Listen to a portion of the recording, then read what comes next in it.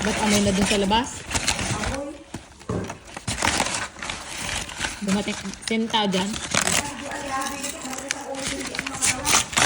Nangingigaw. Ay, dyan si Joanne. Wala pa. Iyan. Iwan na.